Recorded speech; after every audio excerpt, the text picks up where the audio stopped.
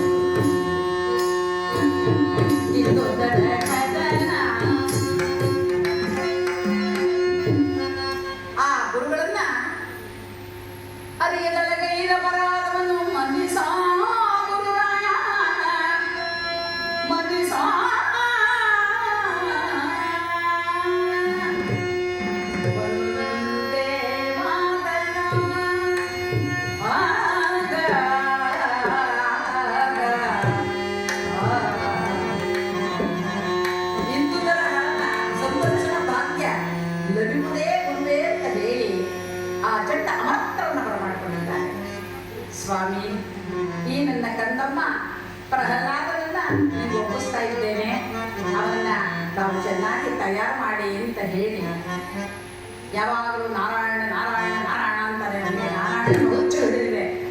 ಅದು ಹೋಗಲಾಡಿಸಿ ಈ ಜಗತ್ತಿಗೆ, ಈ ಜನಕ್ಕೆ, ಈ ನಾಡಿಗೆ ದೊರೆಯಾದಂಥ ಹಿರಣ್ಯಕಶಿಪುವೇ ನಮಃ ಅಂತ ನನ್ನನ್ನು ಆಡಿ ಹೊಗಳವಂತೆ ಮಾಡಿ ಅಂತ ಪ್ರಹ್ಲಾದನನ್ನ ಚಂಡ ಅಮರ್ತರಿಗೆ ಒಪ್ಪಿಸಿದ್ದಾರೆ.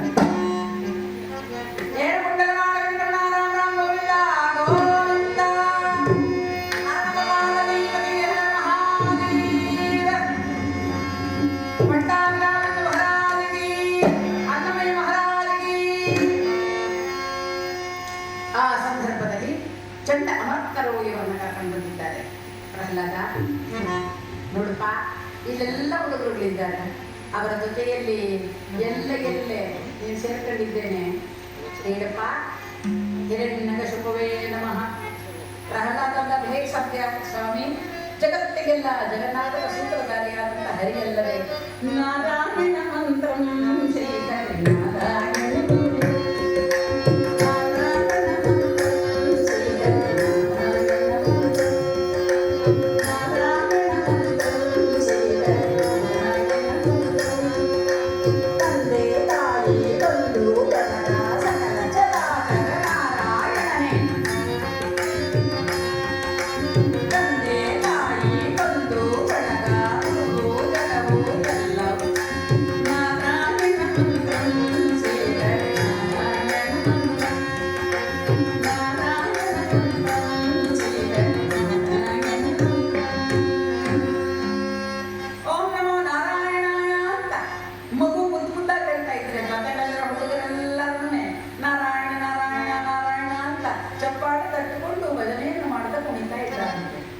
ಚಂಡ ಅಮರ್ತರಂದ್ರೆ ಅಯ್ಯೋ ನೀನ್ ಕೇಳೋದಲ್ಲದೆ ಇವ್ರನ್ನೆಲ್ಲರನ್ನೂ ಕೇಳಿಸ್ತಾ ಇದೀಯ.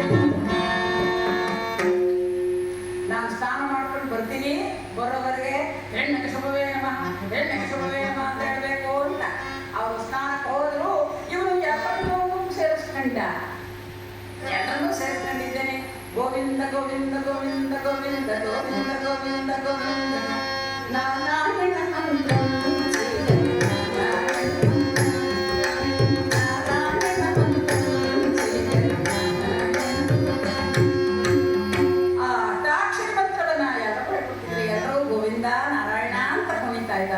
ಗುಪ್ಪಡಿಸ್ತಾ ಇರಬೇಕಾದ್ರೆ ಚಂಡ ಅಮರ್ತರು ಬಂದ್ರೆ ಅಯ್ಯೋ ಹೀಗಾಯ್ತಲ್ಲ ಅಂತ, ಎಲ್ಲಿ ನನ್ನ ಮಗನನ್ನ ಹೇಗೆ ತಯಾರು ಮಾಡಿದ್ದೀರಾ ನೋಡೋಣ ಅಂತ ಆ ತಾಯಿ ತಂದೆಗಳು ಬಂದರೆ ಬಹಳ ಪ್ರೀತಿಯಿಂದ ಹಿರಣ್ಯಕಶಿಪು ತೊಡೆಯಲ್ಲಿ ಪ್ರಹ್ಲಾದ ದೇವರನ್ನು ಕೂರಿಸಿಕೊಂಡಿದ್ದಾರೆ.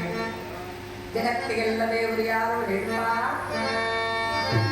ಹಿರಣ್ಯಕಶಿಪು ಹೇಳ್ತಾನೆ ಅಂತ ಮಗನನ್ನು ನೋಡ್ತಾ ಇರಬೇಕಾದರೆ ಅಪ್ಪ ಇಡೀ ಜಗತ್ತಿಗೆ ದೇವರು ಏನ್ ಹೇಳ್ತಾನೆ ಅಂದ್ರೆ ನಾರಾಯಣ ನಾರಾಯಣ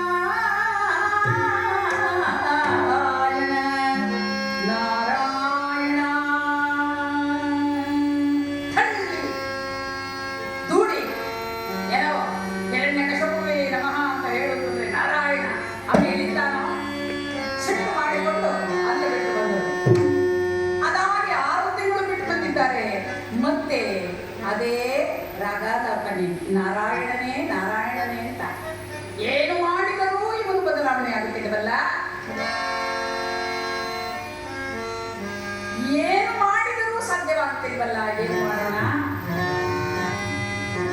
ತಾಯಿ ಕೈಯಾಲು ಕಣ್ಣೀರನ್ನು ಕರೀತಾಳೆ, ಮಗನನ್ನು ತೊರೆದಿದ್ದಾಳೆ. ಇಲ್ಲಿ ಹೀಗಾಗ್ತಾ ಇದೆಯಲ್ಲ. ಅನೇಕ ವರ್ಷಗಳು ಕಳೆದರೂ ನಾರಾಯಣನನ್ನೇ ಸ್ಮರಣೆ ಮಾಡ್ತಾ ಪ್ರಹ್ಲಾದ ಕಾಲದಲ್ಲಿರುವಂತಹ ಸಂದರ್ಭ.